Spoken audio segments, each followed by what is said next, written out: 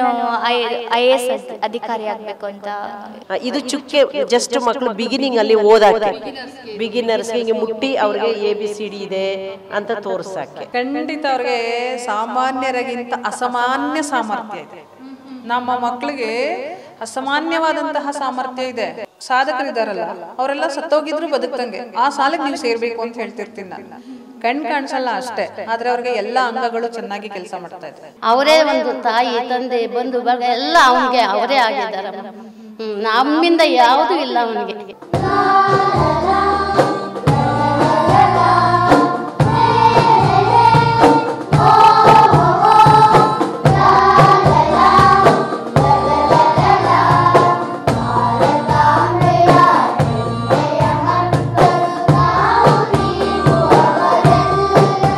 ಕುಟುಂಬದಲ್ಲಿ ದೃಷ್ಟಿಹೀನ ಮಗುವೊಂದು ಜನಿಸಿದ್ರೆ ಅವರ ಜೀವನಾನೇ ಮುಗಿದು ಹೋಯ್ತು ಅನ್ನೋ ಅಷ್ಟರ ಮಟ್ಟಿಗೆ ಪೋಷಕರು ಕುಗ್ಗಿ ಬಿಡ್ತಾರೆ. ಈ ಮಗು ನಮ್ಮ ಕುಟುಂಬಕ್ಕೆ ಶಾಪಗ್ರಸ್ತ ಅಂತ ಹೇಳಿ ಭಾವಿಸುವಂತಹ ಮನಸ್ಥಿತಿ ಇರೋರು ಈಗಲೂ ಸಾಕಷ್ಟು ಮಂದಿ ನಮ್ಮ ನಡುವೆ ಇದ್ದಾರೆ. ಅಂತಹ ಅಂಧ ಮಗುವನ್ನ ಹೊರ ಪ್ರಪಂಚಕ್ಕೆ ಹೆಚ್ಚಾಗಿ ತೋರಿಸದೆ 4 ಗೋಡೆಯ ಮಧ್ಯದಲ್ಲೇ ಅನ್ನ ನೀರು ಕೊಟ್ಟು ಕೈದಿ ರೀತಿ ಕೂಡಿ ಹಾಕ್ತಾರೆ.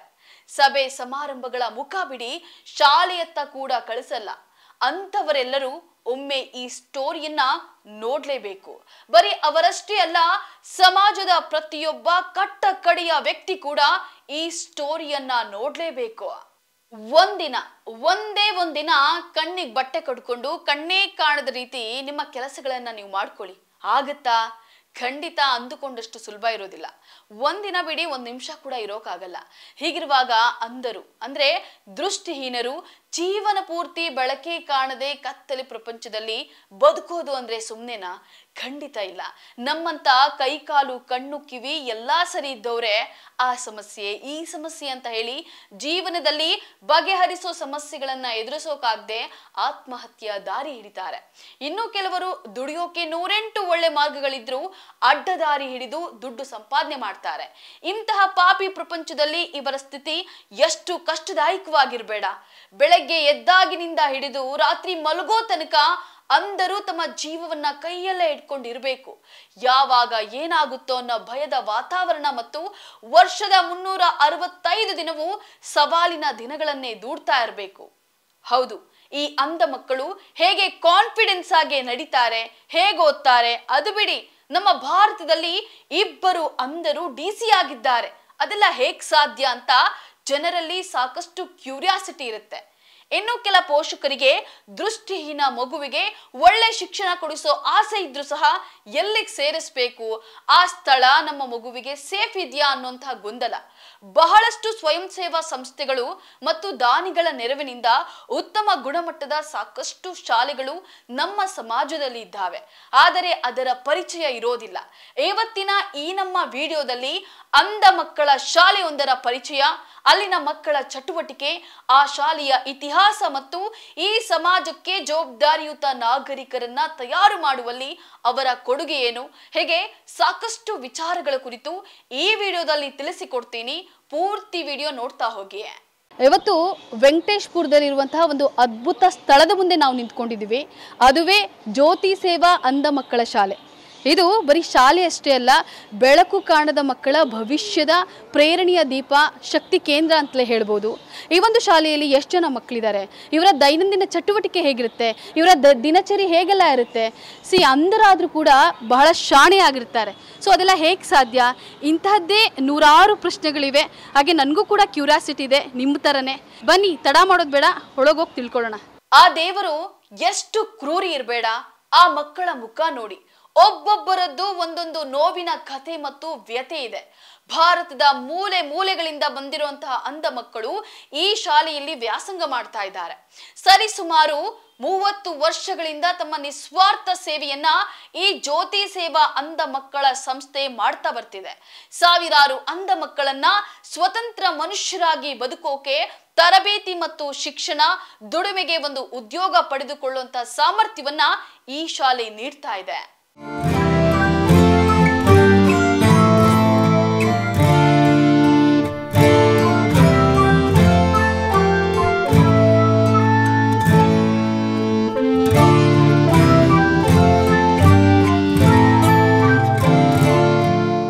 ಇದು ವೆಂಕಟೇಶಪುರದಲ್ಲಿರೋ ಜ್ಯೋತಿ ಸೇವಾ ಅಂಧ ಮಕ್ಕಳ ಶಾಲೆ. ಬರೀ ಶಾಲೆ ಮಾತ್ರವಲ್ಲ, ಹಾಸ್ಟೆಲ್ ವ್ಯವಸ್ಥೆ ಕೂಡ ಇದೆ. ನರ್ಸರಿಯಿಂದ 7ನೇ ತರಗತಿಯವರೆಗೂ ಶಾಲೆ ನಡೆಯುತ್ತೆ. ಇನ್ನು ಉಳಿದ ವಿದ್ಯಾರ್ಥಿಗಳಿಗೆ ಇಲ್ಲಿ ಹಾಸ್ಟೆಲ್ ವ್ಯವಸ್ಥೆ ಇದೆ. ಇಲ್ಲಿ ಸುಮಾರು 105 ಮಕ್ಕಳಿರೋ ಸುಸಜ್ಜಿತ ಶಾಲೆ ಕಮ್ ಹಾಸ್ಟೆಲ್ ಇದು. ಇನ್ನು ಶಾಲೆಯ ಪರಿಚಯವನ್ನ ಇದೇ ಶಾಲೆಯ ಪ್ರಾಂಶುಪಾಲರು ಮಾಡಿಕೊಡ್ತಾರೆ. ನೀವೇ ಒಮ್ಮೆ ಕೇಳಿ. ನಮ್ಮ ಸಂಸ್ಥೆ ಜ್ಯೋತಿ ಸೇವಾ ಅನ್ನೋ ಸಂಸ್ಥೆ ಬಂದು ಮೇಯ್ನ್ ಆಗಿ ಕಣ್ಣು ಕಾಣದಿರೋ ಮಕ್ಕಳಿಗೆ ಸ್ಕೂಲು ಮತ್ತು ಹಾಸ್ಟೆಲ್ ನಡೆಸ್ತಾ ಇದ್ದೀವಿ. ಎಲ್ಲ ಫ್ರೀಯಾಗಿ ಕೊಡ್ತಾ ಇದ್ದೀವಿ. ಸ್ಕೂಲಿಂಗೂ ಸರಿ ಮತ್ತು ಹಾಸ್ಟೆಲ್ ಫೆಸಿಲಿಟೀಸು ಮತ್ತು ಮಕ್ಕಳಿಗೆ ಎಜುಕೇಷನ್ನು ಅವ್ರಿಗೆ ಏನೇನು ಬೇಕಾಗುತ್ತೆ ಅದೆಲ್ಲನೂ ನೋಡ್ಕೊತಾ ಇದ್ದೀವಿ. ಇಲ್ಲಿ ಈ ವರ್ಷ ಸುಮಾರು 66 ಮಕ್ಕಳಿದ್ದಾರೆ. ಇದೊಂದು ಪ್ರೈಮರಿ ಸ್ಕೂಲು, ನರ್ಸರಿಯಿಂದ 7th ಸ್ಟ್ಯಾಂಡರ್ಡ್ ತನಕ ಇದೆ. ಅದಾದಮೇಲೆ ಮಕ್ಕಳು ಹೈಸ್ಕೂಲು ಕಾಲೇಜಿಗೆ ಬೇರೆ ಮಕ್ಕಳ ಜೊತೆ ಬೆರೆತು ಬೇರೆ ಸ್ಕೂಲ್ಸು ಕಾಲೇಜಸ್ಗೆ ಹೋಗ್ತಾರೆ. ಶಿಕ್ಷಕರಲ್ಲಿ ಮನೆಯಿಂದ ಬಂದು ಹೋಗೋರು 7 ಮಂದಿ ಇದ್ದಾರೆ. ಅದು ಬಿಟ್ಟು ಸಿಸ್ಟರ್ಸು ತಗೋತಾರೆ ಕ್ಲಾಸಸ್ಸು. ಸೊ ಇಲ್ಲಿ ಕೆಲಸ ಮಾಡೋ ಎಲ್ಲರೂ ಟ್ರೈನ್ಡ್ ಟೀಚರ್ಸ್, ಸ್ಪೆಷಲ್ ಎಜುಕೇಷನ್ ಪಡ್ಕೊಂಡಿದ್ದಾರೆ. ಅದಾದಮೇಲೆ ಸಿಸ್ಟರ್ಸು ಸ್ಪೆಷಲ್ ಎಜುಕೇಷನ್ ಮಾಡ್ಕೊಂಡಿದ್ದಾರೆ, BEd DEd for the visually impairment ಬ್ಲೈಂಡಿಗೆ. ಹಾಸ್ಟೆಲಲ್ಲಿ ಒಂದು 85 ಜನ ಮಕ್ಕಳಿದ್ದಾರೆ. ಅದ್ರ ಜೊತೆಗೆ ಮನೆಯಿಂದ ಬಂದು ಹೋಗೋ ಮಕ್ಕಳು ಸ್ಕೂಲಲ್ಲಿ ಓದ್ತಾ ಇದ್ದಾರೆ. ಸೊ ಎಲ್ಲ ಸೇರಿ ಕೌಂಟು ಒಂದು 105 ಜನ ಇದ್ದಾರೆ. ಈ ಪ್ರೈಮರಿ ಪ್ರಾಥಮಿಕ ಶಾಲೆ, ಈ ಶಾಲೆಗೆ ಮಾತ್ರ ಒಂದು 5 years ಇಂದ ಸರ್ಕಾರದಿಂದ ನಮಗೆ ಗ್ರ್ಯಾಂಟ್ ಸಿಗ್ತಾ ಇದೆ, ಚೈಲ್ಡ್ ಸೆಂಟ್ರಿಕ್ ಸ್ಕೀಮಿಂದ. ಅದು ಬಿಟ್ಟರೆ ಹಾಸ್ಟೆಲಲ್ಲಿ ನಾನು ಹೇಳಿದಾಗೆ ಹೈಸ್ಕೂಲು ಮತ್ತು ಕಾಲೇಜು ಓದೋರಿದಾರಲ್ಲ, ಅವ್ರಿಗೆಲ್ಲ ದಾನಿಗಳು ಹೊರಗಡೆಯಿಂದ ಬಂದು ಅವರು ಸ್ಪಾನ್ಸರ್ ಮಾಡಿ ಅದರಿಂದ ನಾವು ನಡೆಸ್ತಾ ಇದ್ದೀವಿ. ಸೊ ಮ್ಯಾನೇಜ್ಮೆಂಟು ನೋಡ್ಕೋತಾ ಇದೆ. ಈ ಶಾಲೆ Franciscan sister servant of the cross ಅನ್ನುವಂತಹ NGO ಇದರ ಸಂಪೂರ್ಣ ಜವಾಬ್ದಾರಿಯನ್ನ ಹೊತ್ತು ಮುನ್ನಡೆಸ್ತಾ ಇದೆ. ಮನೆಯಲ್ಲಿ ಒಬ್ಬ ಕಣ್ಣು ಕಾಣದ ಮಗುವನ್ನ ನೋಡ್ಕೊಳ್ಳೋದು ಕಷ್ಟ. ಅಂತ್ಯದಲ್ಲಿ ಇಷ್ಟು ಮಕ್ಕಳ ಲಾಲನೆ ಪೋಷಣೆ ಮಾಡೋದಿದೆಯಲ್ಲ, ನಿಜಕ್ಕೂ ಎದೆಯಲ್ಲಿ ಡಬಲ್ ಗುಂಡಿಗೆ ಇರಬೇಕು. ಅಂತಹ ನಿಸ್ವಾರ್ಥ ಮನೋಭಾವ, ಉದಾರಪೂರ್ಣ ಮನಸ್ಸಿನಿಂದ ಮಕ್ಕಳೇ ಸರ್ವಸ್ವ ಅಂತ ದುಡಿತಿರೋ ಸಿಸ್ಟರ್ಸ್ಗಳಿದ್ದಾರೆ. ಅಲ್ಲದೆ ಅಂಧ ಮಕ್ಕಳ ತರಬೇತಿಗಂತಲೇ ಕ್ವಾಲಿಫೈಡ್ ಮತ್ತು ವೆಲ್ ಟ್ರೈನ್ಡ್ ಶಿಕ್ಷಕರಿದ್ದಾರೆ. ಇಲ್ಲಿ ಕೆಲಸ ಮಾಡೋಕೆ ಅವಕಾಶ ಸಿಕ್ಕಿರೋದೇ ನಮ್ಮ ಭಾಗ್ಯ ಅಂತಾರೆ ಇಲ್ಲಿನ ವೈಸ್ ಪ್ರಿನ್ಸಿಪಲ್. ನಾನು ಸುಮಾರು 20 ವರ್ಷಗಳಿಂದ ಈ ಶಾಲೆಯಲ್ಲಿ ಕೆಲಸ ಮಾಡ್ತಾ ಇದ್ದೀನಿ. ನಾನು ಸಾಮಾನ್ಯ ಶಿಕ್ಷಕಿಯಾಗಿ ಕೆಲಸಕ್ಕೆ ಸೇರಿಕೊಂಡಿದ್ದು, ಹುದ್ದೆ ನಿರೀಕ್ಷಿಸಿರಲಿಲ್ಲ. ಆದರೆ ನನ್ನ ಕೆಲಸದ ವೈಖರಿಯನ್ನು ನೋಡಿ ಸಂಸ್ಥೆ ನನಗೆ ಈ ಒಂದು ಹುದ್ದೆಯನ್ನು ಕೊಡ್ತು, ವೈಸ್ ಪ್ರಿನ್ಸಿಪಲ್ ಅಂತ. ಅದೊಂದು ತುಂಬ ದೊಡ್ಡ ಜವಾಬ್ದಾರಿ ಅಂತ ನಾನು ಭಾವಿಸಿದ್ದೀನಿ. ಅಷ್ಟು ಸುಲಭ ಅಲ್ಲ ಅಂಧ ಮಕ್ಕಳ ಶಾಲೆಯಲ್ಲಿ ಕೆಲಸ ಮಾಡೋದು ಮತ್ತು ಎಲ್ಲರನ್ನ ಒಂದು ಸಮಾನವಾಗಿ ನೋಡೋದು ಭಾಳ ಕಷ್ಟವಾದಂತಹ ಒಂದು ಸಂಗತಿ. ಆದರೆ ನಿಭಾಯಿಸಬೇಕು. ಯಾಕಂದರೆ ನನ್ನನ್ನು ನಂಬಿ ಸಂಸ್ಥೆ ನನಗೆ ಜವಾಬ್ದಾರಿಯನ್ನು ಕೊಟ್ಟಿದೆ. ಅವರ ನಂಬಿಕೆಗೆ ನಾನು ಅರ್ಹಳಾಗಬೇಕು ಅಂತ ನಾನು ಬಯಸಿದ್ದೀನಿ ಮೇಡಮ್. ನಮಗೆ ಪ್ರತಿದಿನ ಸವಾಲೇ ಮೇಡಮ್. ನಮ್ಮ ಪ್ರತಿದಿನ ಏನು 365 ದಿನ ಇದೆ ಅದಷ್ಟು ಸವಾಲೇ. ಏಕೆಂದರೆ ನಾವು ಪ್ರತಿ ವರ್ಷ ಹೊಸ ಮಕ್ಕಳನ್ನ ನೋಡ್ತೀವಿ. ಆ ಮಕ್ಕಳು ಅವರ ಒಂದು ಸಂಸ್ಕೃತಿ ಬೇರೆ, ಭಾಷೆ ಬೇರೆ, ಅವರ ಊಟ ಆಚಾರ ವಿಚಾರಗಳು ಬೇರೆ, ಎಲ್ಲ ಥರದ ಮಕ್ಕಳನ್ನು ನಾವು ಇಲ್ಲಿ ನೋಡಿದಾಗ ಅವರನ್ನು ಒಂದು ದಾರಿಗೆ ತರೋದಿದೆಯಲ್ಲ, ಅದು ದೊಡ್ಡ ಒಂದು ಸವಾಲು ನಮಗೆ. ಅವರನ್ನು ನಾಗರಿಕರನ್ನಾಗಿ ಮಾಡಬೇಕು ಮುಖ್ಯವಾಗಿ. ಯಾಕಂದರೆ ನಮಗೆ ಆದಿವಾಸಿಗಳಿಂದ ಹಿಡಿದು ಶ್ರೀಮಂತ ಮನೆತನದ ಮಕ್ಕಳವರೆಗೂ ನಮ್ಮ ಶಾಲೆಯಲ್ಲಿ ಇರ್ತಾರೆ. ಸೊ ಅವರಿಗೆ ನಾವು ಏನು ಬೇಕು ಮೂಲಭೂತ ಸೌಕರ್ಯಗಳನ್ನು ಒದಗಿಸ್ಕೊಳ್ಳೋದು, ಅವರಿಗೆ ಕಲಿಸೋದು, ದಿನನಿತ್ಯದ ಕೆಲಸಗಳನ್ನು ಕಲಿಸೋದು, ಅವರನ್ನು ಈ ಪರಿಸರಕ್ಕೆ ಹೊಂದಿಸೋದೇ ನಮಗೊಂದು ದೊಡ್ಡ ಸವಾಲು. ಅದಾದಮೇಲೆ ಅವರಿಗೆ ನಾವು ಶಿಕ್ಷಣವನ್ನು ಕೊಡಬೇಕು ಮತ್ತು ಈ ಸಮಾಜಕ್ಕೆ ಅವರನ್ನು ಒಗ್ಗಿಸ್ಬೇಕು. ಸಮಾಜದಲ್ಲಿ ನಾವು ಕೂಡ ಸಾಮಾನ್ಯರಂತೆ ಬದುಕನ್ನು ಕಟ್ಕೊಳ್ತೀವಿ ಅನ್ನೋ ಭರವಸೆಯನ್ನು ಅವರಲ್ಲಿ ಮೂಡಿಸೋದಿದೆಯಲ್ಲ, ಅದು ದೊಡ್ಡ ಸವಾಲು. ನಾವು ಸುಮಾರು 30 ವರ್ಷಗಳಿಂದ ಮಾಡ್ತಾ ಇದೆ ಈ ಶಾಲೆ. 100 ವಿದ್ಯಾರ್ಥಿಗಳಿಗೆ ಜೀವನ ಕೊಟ್ಟಿದೆ.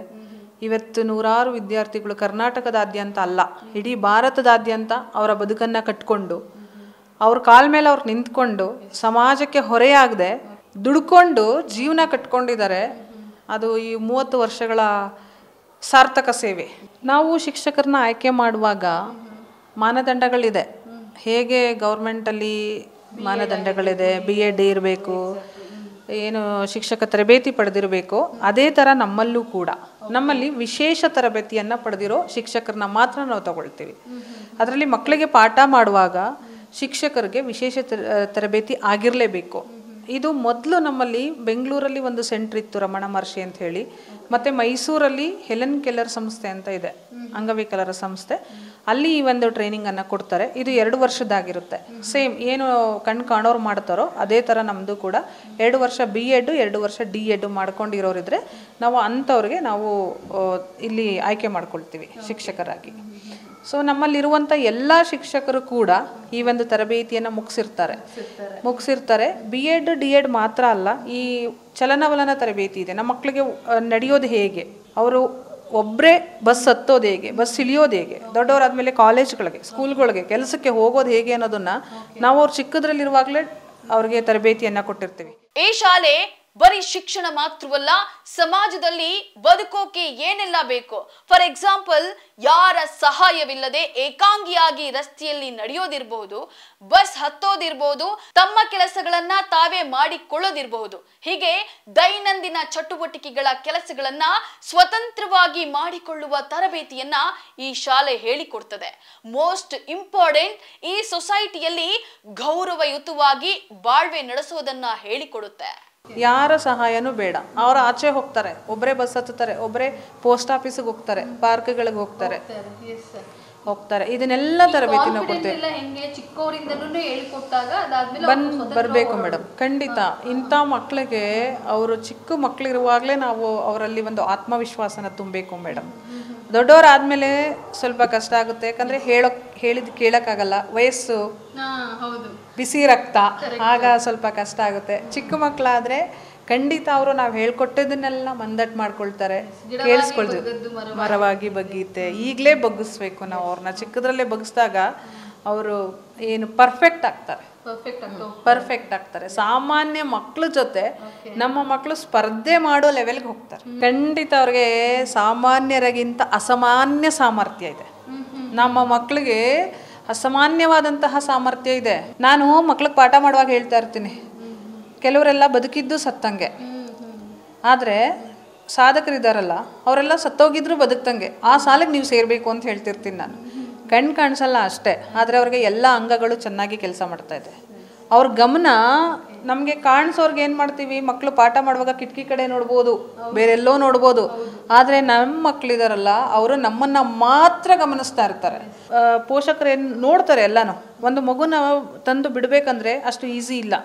ತಂದೆ ತಾಯಿಗಳನ್ನು ಬಿಟ್ಟು ಒಂದು ಮಗು ಬರಬೇಕಂದ್ರೆ ಅದಕ್ಕೆ ಪೂರಕವಾದ ವಾತಾವರಣ ಇಲ್ಲಿರಬೇಕು. ಮುಖ್ಯವಾಗಿ ಇಲ್ಲಿರುವಂಥವರೆಲ್ಲರೂ ತಂದೆ ತಾಯಿಗಳಾಗಬೇಕಾಗುತ್ತೆ. ನಾವು ತಾಯಿ ಪ್ರೀತಿ ಕೊಡಬೇಕಾಗುತ್ತೆ, ತಂದೆ ಪ್ರೀತಿ ಕೊಡಬೇಕಾಗುತ್ತೆ. ಆದರೆ ಒಂದು ಏನಪ್ಪ ವಿಶೇಷ ಅಂತ ಹೇಳಿದ್ರೆ, ನಾವಿಲ್ಲಿ ಕೆಲಸ ಮಾಡೋರೆಲ್ಲ ಮಹಿಳೆಯರೇ. ನೋಡಿ, ಮಕ್ಕಳನ್ನ ಒಮ್ಮೆ ನೋಡಿ, ಊಟ, ಆಟ, ಪಾಠ ಅಂತ ಹಾಯಾಗಿದ್ದಾರೆ. ಯಾವ 5 ಸ್ಟಾರ್ ಹೋಟೆಲ್ಗೂ ಕಮ್ಮಿ ಇಲ್ಲ. ಆ ರೀತಿ ಈ ಸಂಸ್ಥೆಯಲ್ಲಿ ಸೌಕರ್ಯಗಳು ಸಿಗ್ತಾ ಇದ್ದಾವೆ. 3 ಹೊತ್ತು ಹೊಟ್ಟೆ ತುಂಬಾ ಪೌಷ್ಟಿಕ ಊಟ, ಮಲ್ಗೋಕೆ ಉತ್ತಮ ಬೆಡ್ಗಳ ವ್ಯವಸ್ಥೆ, ಹುಷಾರ್ ತಪ್ಪಿದ್ರೆ ಮೆಡಿಕಲ್ ವ್ಯವಸ್ಥೆ, ಪಾಠ ಹೇಳಿಕೊಡೋಕೆ ವೆಲ್ ಟ್ರೈನ್ಡ್ ಶಿಕ್ಷಕರು, 24 ಗಂಟೆಯೂ ಅವರ ಸಹಾಯಕ್ಕೆಂದೇ ಜೊತೆಗಿರೋ ಸಿಸ್ಟರ್ಗಳು. ಇಂತಹ ಫೆಸಿಲಿಟಿ ಮನೆಗಳಲ್ಲೇ ಸಿಗ್ಲಿಕ್ಕಿಲ್ಲ, ಅಷ್ಟು ಒಳ್ಳೆ ವ್ಯವಸ್ಥೆ ಇದೆ.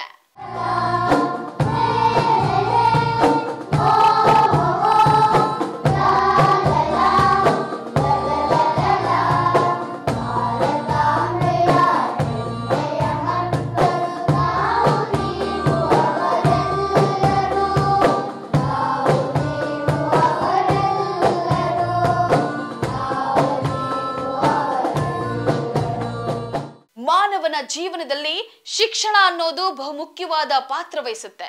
ಕಣ್ಣಿದ್ದವರು ಕಣ್ಣುಗಳಿಂದ ಓದ್ತಾರೆ, ಆದ್ರೆ ಕಣ್ಣು ಕಾಣದವರು ಅಂಧರು ಹೇಗೆ ಓದ್ತಾರೆ, ಹೇಗೆ ಬರಿತಾರೆ ಅಂತ ತಿಳಿದುಕೊಳ್ಳುವಂತ ಕ್ಯೂರಿಯಾಸಿಟಿ ಪ್ರತಿಯೊಬ್ಬರಿಗೂ ಇದ್ದೇ ಇರುತ್ತೆ. ಇವರು ತಮ್ಮದೇ ಆದ ವಿಶಿಷ್ಟವಾದ ಮಾರ್ಗಗಳನ್ನ ಬಳಸಿ ಶಿಕ್ಷಣವನ್ನ ಕಲಿತಾರೆ. ಅದರಲ್ಲಿ ಬ್ರೈಲ್ ಲಿಪಿ ಸಹ ಒಂದು. ಒಬ್ಬ ಅಂಧ ವಿದ್ಯಾರ್ಥಿ ಬ್ರೇಲ್ ಲಿಪಿಯಲ್ಲಿ ಪುಸ್ತಕ ಓದ್ತಾ ಇದ್ರೆ ಅವರು ತನ್ನ ಬೆರಳನ್ನ ಪುಟದ ಮೇಲೆ ಪ್ರತಿಯೊಂದು ಗುಳ್ಳೆಯ ರೂಪವನ್ನ ಸ್ಪರ್ಶದಿಂದ ಅರಿತು ಅರ್ಥ ಮಾಡ್ಕೊಳ್ತಾರೆ. ಅದನ್ನ ನಾನು ಹೀಗೆ ಹೇಳಿದ್ರೆ ಅರ್ಥ ಆಗೋಲ್ಲ, ಇವರ ಬೈಟನ್ನ ಒಮ್ಮೆ ಕೇಳಿಯೇ. ಸೊ ಅನೇಕರ ಸಹಾಯ ಮೂಲಕ ನಾನು ವೈಟ್ ಫೀಲ್ಡ್ ಎಂಬ ಶಾಲೆಗೆ ಫಸ್ಟ್ ನನ್ನ ಸೇರಿಸಿದ್ರು. ಅವರು ಇಂಟಗ್ರೇಟೆಡ್ ಎಜುಕೇಷನ್ ಸ್ಟಾರ್ಟ್ ಮಾಡಿದ್ರು. ಅಂದರೆ ಕಣ್ಣು ಕಾಣದೇ ಇರೋ ಮಕ್ಕಳು ಕಾಣೋರ ಜೊತೆ ಓದಬೇಕು ಅಂತ. ಸೊ ನಮ್ಮ ಊರಿಗೆ ಹೋಗಿ ನಾವು ಓದಬೇಕು ಅಂತ ಒಂದು ರೂಲ್ಸ್ ಮಾಡಿಬಿಟ್ಟಿದ್ದಕ್ಕೆ ನಾನು ಮತ್ತೆ ವಾಪಸ್ ನಮ್ಮ ಮುಂಡಗೋಡಿಗೆ ಹೋಗಿ 4 ವರ್ಷ ನಾನು ಅಲ್ಲಿ ರೋಟ್ರಿ ಇಂಗ್ಲೀಷ್ ಮೀಡಿಯಮಲ್ಲಿ ಓದಿದೆ. ತುಂಬ ಒಳ್ಳೆ ಟೀಚರ್ಸ್ ಇದ್ದರು, ನಾನು ಒಬ್ಬಳೇ ಬ್ಲೈಂಡ್ ಇದ್ದೆ. ಅಲ್ಲಿಂದ ನನಗೆ ಕಷ್ಟ ಆಯಿತು ಅಂಥೇಳಿ ಹೈಸ್ಕೂಲ್ಗೆ ಹೋಗ್ತಾ ಇದ್ದಂಗೆ ನಮಗೆ ಮ್ಯಾಥ್ಸು ಸೈನ್ಸು ಸ್ವಲ್ಪ ಕಷ್ಟ ಆಗುತ್ತೆ, ಅಲ್ಲಿರೋರಿಗೆ ಹೇಳ್ಕೊಡೋಕೆ ಕಷ್ಟ ಆಗುತ್ತೆ. ಆಮೇಲೆ ನಮಗೆ 8 ಕಿಲೋಮೀಟ್ರ್ ದೂರ ಇತ್ತು ನನಗೆ ಸ್ಕೂಲು. ಕೆಲವೊಮ್ಮೆ ನಡ್ಕೊಂಡು ಹೋಗೋ ಪರಿಸ್ಥಿತಿ ಬರ್ತಿತ್ತು ಆಗಿನ ಕಾಲದಲ್ಲಿ. 1980ಸಲ್ಲಿ ಅದು. ಸೊ ಅದರಿಂದ ನಾನು ಮತ್ತೆ ಹಠ ಮಾಡಿದ್ದಕ್ಕೆ ನನಗೆ ಗೊತ್ತಿರೋ ಯಾರೋ ಮೂಲಕ ಈ ಇನ್ಸ್ಟಿಟ್ಯೂಷನ್ ಸ್ಟಾರ್ಟ್ ಆಗ್ತಾ ಇರೋ ಟೈಮಿಗೆ ಇವ್ರಿಗೆ ಪರಿಚಯ ಮಾಡಿಸಿದ್ರು. ಪೋಲ್ಯಾಂಡಿಂದ 2 ಸಿಸ್ಟರ್ಸ್ ಬಂದು ಈ ಇನ್ಸ್ಟಿಟ್ಯೂಷನ್ ಸ್ಟಾರ್ಟ್ ಮಾಡಿದರು. ಇಂಡಿಯಾದಲ್ಲಿ ಅನೇಕ ಕಣ್ಣು ಕಾಣದಿರೋ ಮಕ್ಕಳಿದ್ದಾರೆ ಅಂತ ಅವ್ರಿಗೆ ಯಾರೋ ನ್ಯೂಸ್ ಕೊಟ್ಟಿದ್ದಕ್ಕೆ ಅವ್ರು ಬಂದು ಸ್ಟಾರ್ಟ್ ಮಾಡಿದ್ರು. ಇಂಡಿಯನ್ ಡಿಪ್ಲೊಮಾ ತೊಗೊಂಡು ಅವ್ರು ಸ್ಟಾರ್ಟ್ ಮಾಡಿದ್ದು. ಸೊ ಅವ್ರು ಸ್ಟಾರ್ಟ್ ಮಾಡಿದಾಗ ನಾನು ಅವ್ರದ್ದು ಫಸ್ಟ್ ಸ್ಟೂಡೆಂಟ್ ಇಲ್ಲಿ. As A 9th standard student ನಾನು ಈ ಇನ್ಸ್ಟಿಟ್ಯೂಷನಿಗೆ ಬಂದೆ. ಅಫ್ಕೋರ್ಸ್ ಇಲ್ಲಿ ಶಾಲೆ ಇರಲಿಲ್ಲ, ಜಸ್ಟ್ ಒಂದು ಚಿಕ್ಕ ಮನೆ, ಜ್ಯೋತಿ ಸೇವಾ ಒಂದು ಚಿಕ್ಕ ಮನೆ ಇತ್ತು ಅಷ್ಟೇ. ಆ ಕಡೆ ಬಿಲ್ಡಿಂಗ್ ಇದೆ, ಅದು ಇವಾಗೆಲ್ಲ ಎಕ್ಸ್ಟೆಂಡ್ ಮಾಡಿದ್ದಾರೆ. ಆವಾಗ ತುಂಬ ಕಷ್ಟ ಬಡತನದಲ್ಲಿ ಇದ್ದಿದ್ದ ಟೈಮ್, ಸ್ಟಾರ್ಟಿಂಗ್ ಇದು ಒಂದು 6 ಮಕ್ಕಳಿದ್ರು, ಎಲ್ಲ ವೀಕೆಸ್ಟ್ ಮಕ್ಕಳನ್ನ ಸಿಸ್ಟರ್ ಅಲ್ಲಿ ಇಲ್ಲಿಂದೆಲ್ಲ ಕರ್ಕೊಂಬಂದಿದ್ರು. ಅದರಲ್ಲಿ ಅವರು ಇಂಟಗ್ರೇಟೆಡ್ ಮಾಡಿದ್ರು, ಬೇರೆ ಸ್ಕೂಲಿಗೆ ಕಳಿಸಿ ಪಕ್ಕದಲ್ಲಿ ಡೇವಿಸ್ ರೋಡಲ್ಲಿ ಒಂದು ಸ್ಕೂಲ್ ಇದೆ, ಅಲ್ಫೋನ್ಸಸ್ ಅಂತ. 9th 10th ಅಲ್ಲಿ ಕಂಪ್ಲೀಟ್ ಮಾಡಿದೆ. ಮಿಲ್ಲೆಸ್ ರೋಡಲ್ಲಿ ಇದು ಸೆಂಟ್ ಆನ್ಸ್ ಕಾಲೇಜಲ್ಲಿ ನಾನು PUC ಮುಗಿಸಿದೆ. ಆಮೇಲೆ ನಂದು ಅಂಬಿಷನ್ ಏನು ಅಂತ ಅವರು ಹೇಳಿ ನನ್ನ ಟೀಚರ್ ಆಗಬೇಕು ಅನ್ನೋ ಆಸೆ ಇತ್ತು ನನಗೆ ಚಿಕ್ಕದ್ರಿಂದ. ಸೊ ಅವ್ರು ನನ್ನ ಡೆಹ್ರಾಡೂನ್ದು ನಮ್ಮದು NIVH ಅಂತ ಇದೆ, national institute for the blind ಅಂತ. ಆ ಇನ್ಸ್ಟಿಟ್ಯೂಷನಲ್ಲಿ ಅವ್ರದ್ದು ಬ್ರಾಂಚಸ್ ತುಂಬ ಕಡೆ, ಚೆನ್ನೈ, ಕೇರಳ ಎಲ್ಲ ಕಡೆ ಇದೆ ಈ ಟೀಚರ್ ಟ್ರೈನಿಂಗೋಸ್ಕರ. ಸೊ ನನ್ನ ಅಲ್ಲಿ ಬಿಟ್ಟು 10 ತಿಂಗಳು ಅಂದರೆ 1 ಇಯರ್ ಅಲ್ಲಿ ನಾನು ಟೀಚರ್ ಟ್ರೈನಿಂಗ್ ಮಾಡಿ ಇಲ್ಲಿ ಬಂದೆ. ಸೊ ನಮ್ಮ ಸಿಸ್ಟರ್ಸ್ ಅಷ್ಟೊತ್ತಿಗೆ ಕೆಲವು ಮಕ್ಕಳಿದ್ವಿ ಇಲ್ಲಿ. ಆ ಮಕ್ಕಳನ್ನ ಬೇರೆ ಅಕ್ಕಪಕ್ಕ ಸ್ಕೂಲ್ಸಿಗೆ ಕಳಿಸಿ ನಾವು ಎಕ್ಸ್ಪೆರಿಮೆಂಟ್ ಮಾಡಿದ್ವಿ, ಹೇಗೆ ನಮ್ಮ ಮಕ್ಕಳು ಕೋಪಪ್ ಮಾಡ್ತಾರೆ ಕಣ್ಣು ಕಾಣೋರ ಜೊತೆ ಅಂತ. ಆದರೆ ನಮ್ಮ ಮಕ್ಕಳು ತುಂಬಾ ಕಷ್ಟ ಅನುಭವಿಸ್ಬಿಟ್ರು ಅಲ್ಲಿ. ಅಂದರೆ ಟೀಚರ್ಸ್ ಕೋಪ್ರೇಷನ್ ಕಡಿಮೆ, ಮಕ್ಕಳ ಕೋಪ್ರೇಷನ್ ಕಡಿಮೆ ಎಲ್ಲ ಆಗಿದ್ದರಿಂದ ನಾವೇನು ಡಿಸೈಡ್ ಮಾಡಿದ್ವಿ, ಅಟ್ಲೀಸ್ಟ್ ಸ್ಪೆಷಲ್ ಸ್ಕೂಲಾಗಿ 7th ಸ್ಟ್ಯಾಂಡರ್ಡ್ವರೆಗೂ ನಾವು ನಮ್ಮ ಮಕ್ಕಳಿಗೆ ಒಂದು ಸ್ಕೂಲ್ ಸ್ಟಾರ್ಟ್ ಮಾಡೋಣ. ಆ ಸ್ಕೂಲ್ ಸ್ಟಾರ್ಟ್ ಮಾಡಿ ಅವ್ರಿಗೆ ಎಲ್ಲ ಬೇಸಿಕ್ಕು ನಾವು ಇಲ್ಲಿ ಕೊಡ್ಬೋದು. ಒನ್ಸ್ ಇವ್ರು ಇಲ್ಲಿ ಪ್ರಿಪೇರ್ ಆದಮೇಲೆ ನಾವು ಬೇಕಾದ್ರೆ ಹೈಸ್ಕೂಲಿಗೆ ಕಣ್ಣು ಕಾಣೋರ ಜೊತೆ ಬಿಡೋಣ ಅಂತ ಪ್ಲ್ಯಾನ್ ಮಾಡಿ ಸಿಸ್ಟರ್ಸು 1991 ಈ ಸ್ಕೂಲ್ ಸ್ಟಾರ್ಟ್ 1996 ಈ ಸ್ಕೂಲ್ ಸ್ಟಾರ್ಟ್ ಮಾಡಿದ್ರು. ನಾನು ಟೀಚರ್ ಟ್ರೈನಿಂಗ್ ಮುಗಿಸಿ ಬಂದಾಗ we were the first teachers, 2 of us. ಇವತ್ತೊಂದು ಟೀಚರ್ ಆಬ್ಸೆಂಟು, ಅವರು ನಾನು ಸೇರಿ ಇಬ್ಬರು. ನೀವೇ ಮೊದಲ ವಿದ್ಯಾರ್ಥಿ, ನೀವೇ ಮೊದಲ ಶಿಕ್ಷಕಿ? ಹೌದು ಮೇಡಮ್. ಸೊ ಹಾಗೆ ನಾನು ಬಂದು ಆವಾಗ ಶುರು ಮಾಡಿದ್ದು 1996 ನಾನು ಟೀಚರಾಗಿ ಸ್ಟಾರ್ಟ್ ಮಾಡಿದ್ದು. 29 ವರ್ಷಗಳು ಕಳೆದೋಯ್ತು. ಅದೇ ಹಿಂಗೆ ಈಗ ನಾವೆಲ್ಲ ಅಕ್ಷರಗಳಲ್ಲಿ ಬರಿತೀವಿ ಮೇಡಮ್. ಇದು ಅಂದ್ರೆ ಬ್ಲೈಂಡ್ಸ್ಗಂತಾನೆ ಬ್ರೈಲ್ ಲಿಪಿ, ಅದು ಹೆಂಗ್ ವರ್ಕ್ ಆಗುತ್ತೆ ಅಂತ ಹೇಳಿ ನಮ್ಮ ವೀಕ್ಷಕರಿಗೆ ತೋರಿಸ್ಕೊಡ್ಬೋದಾ ಅಂತ? ಖಂಡಿತ ಮೇಡಮ್. ಸೊ ಬ್ರೇಲ್ ಅನ್ನೋದು ಲೂಯಿ ಅನ್ನೋರು ಸ್ಟಾರ್ಟ್ ಮಾಡಿದ್ರು, ಫ್ರಾನ್ಸಲ್ಲಿರೋರು. ಬರೀ 6 ಚುಕ್ಕೆ. ಅವ್ರು ಸ್ಟಾರ್ಟ್ ಮಾಡಿದಾಗ 12 ಚುಕ್ಕೆ. ಅವರು ಕೂಡ ಕಣ್ಣು ಕಾಣೋರಾಗೆ ಹುಟ್ಟಿ 3 ವಯಸ್ಸಲ್ಲಿ ಕಣ್ಣು ಕಳ್ಕೊಂಡು ಅವರು ಬೇರೆ ಸ್ಕೂಲಲ್ಲಿ ಸೇರಿ ಓದುವಾಗ ಅವರು ಈ ಸೋಲ್ಜರ್ಸು, ಆರ್ಮಿಯವರು ಸೀಕ್ರೆಟ್ ಕೋಡ್ಗೆ ಏನೋ ಈ ಥರ ಡಾಟ್ಸ್ ಇಟ್ಕೊಳ್ತಿದ್ರಂತೆ. ಅದನ್ನು ಇವ್ರು ನೋಡಿದ್ರು, ಅವ್ರ ಸ್ಕೂಲಿಗೆ ಬಂದಿದ್ರಂತೆ. ಅವಾಗ ಅವ್ರು ಅಂದ್ಕೊಂಡ್ರು, ನಮಗೂ ಇದೇ ಥರ ಚೆನ್ನಾಗಿರುತ್ತಲ್ಲ, ಡಾಟ್ಸ್ ಮುಟ್ಟಿದ್ರೆ ಅರ್ಥ ಆಗುತ್ತಲ್ಲ ಅಂತೇಳಿ ಅವರು ಈ ಚುಕ್ಕೆಗಳನ್ನ ನಾವು ಒಂದು ಅಕ್ಷರ ಮಾಡೋಣ ಅಂತ ಮಾಡಿದ್ರಂತೆ. ಅವರು ಮಾಡಿದಾಗ ಅದಕ್ಕೆ 12 ಚುಕ್ಕೆ ಇತ್ತು. ಸೊ 12 ಚುಕ್ಕೆ ಮಾಡಿ ನೋಡಿದಾಗ ಸ್ವಲ್ಪ ಕಷ್ಟ, 12 ಚುಕ್ಕೆಯಲ್ಲಿ ಎಲ್ಲ ಎಣಿಸ್ಬೇಕಲ್ಲ ಅಂತ ಹೇಳ್ಬಿಟ್ಟು ಆಮೇಲೆ ಅದನ್ನು 6 ಚುಕ್ಕೆಗೆ ಚೇಂಜ್ ಮಾಡಿದ್ರು. ಈ 6 ಚುಕ್ಕೆಯಿಂದ ನಾವು 63 ಶೇಪ್ಸಲ್ಲಿ ಮಾಡ್ತೀವಿ, 63 ಡಿಫ್ರೆಂಟ್ ಶೇಪ್ಸ್. ಇದು ಚುಕ್ಕೆ ಜಸ್ಟ್ ಮಕ್ಕಳು ಬಿಗಿನಿಂಗಲ್ಲಿ ಓದಾಕೆ, ಬಿಗಿನರ್ಸ್ಗೆ ಹಿಂಗೆ ಮುಟ್ಟಿ ಅವ್ರಿಗೆ ABCD ಇದೆ ಅಂತ ತೋರಿಸೋಕ್ಕೆ. ಖಂಡಿತ. ಅಂದ್ರೆ ಈಗ 1 ಚುಕ್ಕೆ ಇದ್ರೆ A ಅಂತ, ಹೌದು. 2 ಚುಕ್ಕೆ ಇದ್ರೆ B ಅಂತ, ಅಂದ್ರೆ ಮುಟ್ಟ ತಕ್ಷಣ ಅದು ಗೊತ್ತಾಗುತ್ತಲ್ವಾ? ಅಂದ್ರೆ ನಾವು ಈ 6 ಚುಕ್ಕೆಗೆ 6 ಹೆಸರಿಟ್ಟಿದ್ದೀವಿ, 1 2 3 4 5 6 ಅಂತ ಹೇಳ್ಕೊಟ್ಟಿದ್ದೀವಿ. ಅವಾಗ 1 ಎಲ್ಲಿರ್ಬೇಕು ಅಲ್ಲೇ ಇರಬೇಕು, ಎರಡು ಅಂದಾಗ ಎಲ್ಲಿ ಬೇಕಾದ್ರೂ ಹಾಕೋಕ್ಕಾಗಲ್ಲ, ಅದರದೇ ಆದ ಜಾಗ ಕೆಳಗಡೆ ಇರುತ್ತೆ. ಈಗ ನೋಡಿ ನೀವು ಸಿಗೆ 2 ಚುಕ್ಕೆ ಇದೆ, ಆದರೆ ಬಿಗೂ 2 ಚುಕ್ಕೆ ಇದೆ. ಬಟ್ ಬಿಗೆ ನೀವು ಆ ಶೇಪ್ ನೋಡಿ ಕೆಳಗಡೆಗೆ ಹೋಗಿದೆ, ಸಿಗೆ ಸೀದಾ ಬಂದಿದೆ ಅಲ್ಲ, ಈ ಥರ. ಈ ನೋಡಿ ಈನು 2 ಚುಕ್ಕೆ, 2 ಚುಕ್ಕೆ ಬಟ್ ಕ್ರಾಸ್ ಅಲ್ಲಿ ಇದೆ, ಕ್ರಾಸಲ್ಲಿದೆ. ಐ ನೋಡಿ ಐನು 2 ಚುಕ್ಕೆ. ಹೌದು, ಅದು ಈ ಕ್ರಾಸ್ ಅಲ್ಲಿ ಇದೆ. ಹಾಂ, ಕೆ ನೋಡಿ ಕೇನು 2 ಚುಕ್ಕೆ. Okay okay. ಆದರೆ ಎಲ್ಲ ವ್ಯತ್ಯಾಸ ಇದೆ. ಈ 6 ಚುಕ್ಕೆಯಲ್ಲೇ ನಾವು ಮಾಡೋದು. ನೀವು ಬೇಕಾದ್ರೆ ಚೆಕ್ ಮಾಡಿ ಝೆಡ್ವರೆಗೂ ಎಲ್ಲರೂ ಎಕ್ಸ್ಟ್ರಾ ಇದೆಯಾ ಅಂತ. ಹಾಂ ಮೇಡಮ್, ಬರೀ ಅದೇ 6 ಚುಕ್ಕೆ ಒಳಗಡೆ ಇದೆ, ಎಲ್ಲನೂ 5 ಚುಕ್ಕೆ ಒಳಗಡೆನೇ ಇದೆ ಎಲ್ಲ. ಒಳಗಡೆ ಇದೆ. ಹೌದು. ಬರೀ ಯಾವುದೋ ಒಂದು ಸಬ್ಜೆಕ್ಟ್ಗೆ ಮಾತ್ರ ಸೀಮಿತ ಇರೋದಿಲ್ಲ. ನಾವು ನೀವು ಹೇಗೆ ಕನ್ನಡ, ಇಂಗ್ಲಿಷು, ವಿಜ್ಞಾನ, ಸಮಾಜ, ಗಣಿತ ಅಂತ ಎಲ್ಲಾ ವಿಷಯವನ್ನ ಅಧ್ಯಯನ ಮಾಡ್ತೀವೋ ಅದೇ ರೀತಿ ಈ ಮಕ್ಕಳು ಕೂಡ ಇನ್ಕ್ಲೂಡಿಂಗ್ ಕಂಪ್ಯೂಟರ್ ಶಿಕ್ಷಣವನ್ನು ಸಹ ಕಲಿತಾರೆ. ಎಜುಕೇಶನ್ ಒಂದೇ ಅಲ್ಲ, ಕರಿಕ್ಯುಲರ್ ಆಕ್ಟಿವಿಟೀಸ್ಗಳಲ್ಲೂ ಮಕ್ಕಳು ಎತ್ತಿದ ಕೈ. ಇನ್ನು ಕಸೂತಿ, ಹಾಡು, ಕರಾಟೆ, ಡ್ಯಾನ್ಸ್, ಸ್ಪೋರ್ಟ್ಸ್ ಎಲ್ಲಾ ವಿಷಯಗಳಲ್ಲೂ ಇವರ ಅಭಿರುಚಿ ಇದೆ.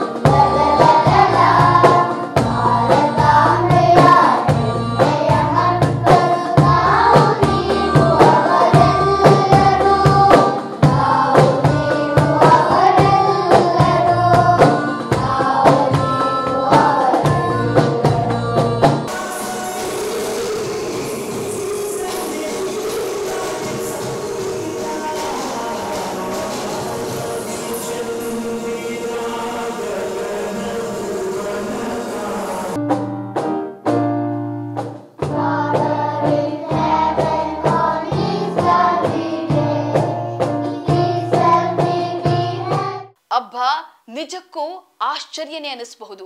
ಅಂದರೆಂದ್ರೆ ಬರೀ ಹಾಡು ಹೇಳ್ತಾರೆ, ದೇವರು ಅವರಿಗೆ ಸುಮಧುರ ಕಂಠ ಕೊಡ್ತಾನೆ, ಅವರ ಚಟುವಟಿಕೆ ಅಂದ್ರೆ ಅದೊಂದೇ ಅಂತ ಭಾವಿಸಿದ್ರೆ ಅದು ನಮ್ಮ ಮೂರ್ಖತನ. ಕಣ್ಣು ಕಾಣದಿದ್ರೆ ಏನಂತೆ, ನಾವು ಕಷ್ಟಪಟ್ಟು ಪ್ರಾಕ್ಟೀಸ್ ಮಾಡಿ ಡ್ಯಾನ್ಸ್ ಮಾಡ್ತೇವೆ ಅನ್ನೋ ಉತ್ಸಾಹ ಅವರಲ್ಲಿದೆ. ಕಣ್ಣು ಕಾಣಲ್ಲ, ಹೆಂಗ್ ಡ್ಯಾನ್ಸ್ ಮಾಡ್ತಾರೆ ಅಂತ ಹೇಳಿ. ನಾವು ಫಸ್ಟ್ ವರ್ಬಲ್ ಇನ್ಸ್ಟ್ರಕ್ಷನ್ ಅವ್ರಿಗೆ ಕೊಡಬೇಕು. ಅದಾದಮೇಲೆ ಅವ್ರಿಗೆ ವರ್ಬಲ್ ಇನ್ಸ್ಟ್ರಕ್ಷನ್ ಅರ್ಥ ಆಗಿಲ್ಲ ಅಂದರೆ ನಾನು ಡ್ಯಾನ್ಸ್ ಮಾಡಿ ಅವರನ್ನು ಮುಟ್ಟಿಸ್ಬೇಕು.